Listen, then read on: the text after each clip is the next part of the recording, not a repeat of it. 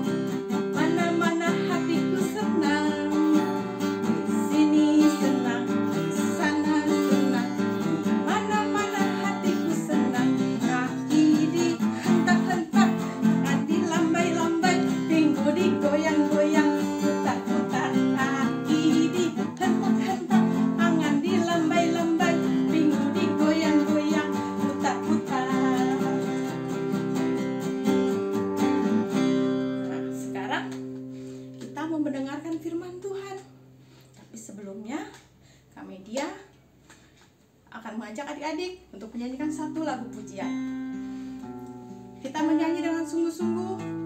Kita ungkapkan sayang kita sama Tuhan Yesus melalui lagu ini. Ku mau cinta Yesus selamanya.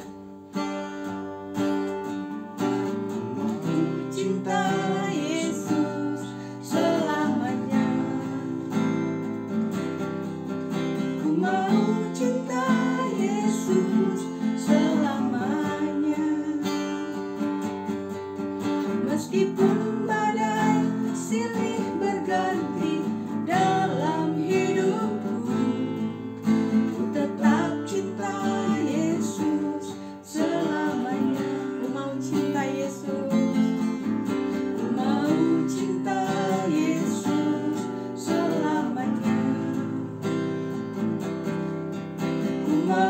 cinta Yesus selamanya. Meskipun badai silih berganti dalam hidupku, ku tetap cinta Yesus selamanya. Ya Aba, ya Bapa, ya Aba, Bapa, ini aku anakmu, layakkanlah seluruh hidupku. Ya Aba, Bapa, ini aku anakmu, pakailah sesuai dengan rencanamu. Kita ulang dari awal, kita nyanyi dengan sungguh-sungguh. Ku mau cinta Yesus selamanya. Ku mau cinta Yesus selamanya.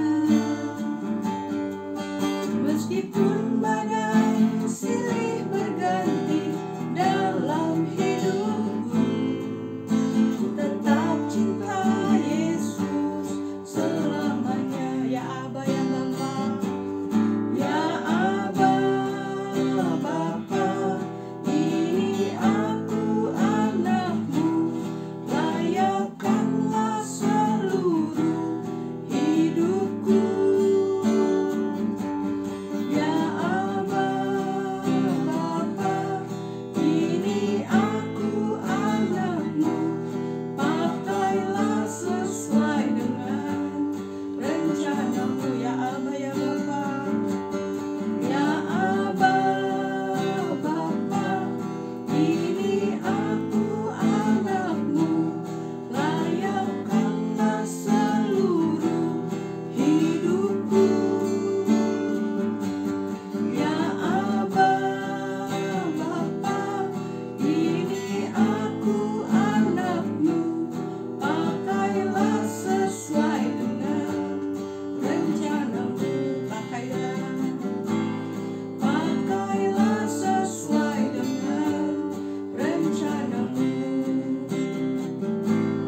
Pakailah sesuai dengan rencanamu. Terima kasih Tuhan Yesus. Terima kasih untuk kasih-Mu yang luar biasa. Terima kasih untuk kasih-Mu yang tidak terbatas di dalam hidup kami. Tuhan, sebentar kami akan mendengarkan firman-Mu. Biarlah Tuhan jadikan hati kami tanah yang subur, sehingga firman yang disampaikan boleh tertanam di dalam kehidupan kami. Terima kasih Tuhan. Kami berdoa hanya di dalam nama Yesus. Haleluya. Amin.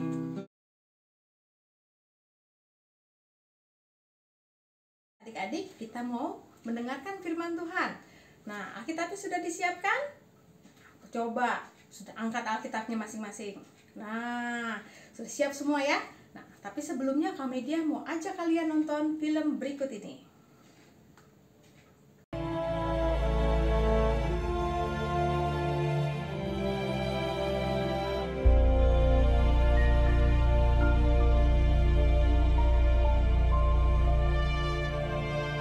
Pada suatu hari menjelang waktu sembayang, yaitu pukul 3 petang, naiklah Petrus dan Yohanes ke bait Allah. Di situ ada seorang laki-laki yang lumpuh sejak lahirnya sehingga ia harus diusung. Tiap-tiap hari orang itu diletakkan dekat pintu gerbang bait Allah yang bernama Gerbang Indah, untuk meminta sedekah kepada orang yang masuk ke dalam bait Allah.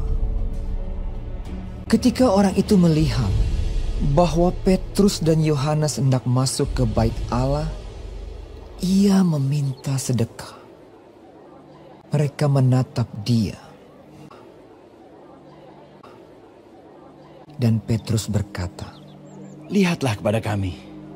Lalu orang itu menatap mereka dengan harapan akan mendapat sesuatu dari mereka. Tetapi Petrus berkata, "Emas dan perak tidak ada padaku, tetapi apa yang kupunyai, kuberikan kepadamu. Demi nama Yesus Kristus, orang Nazaret itu, berjalanlah.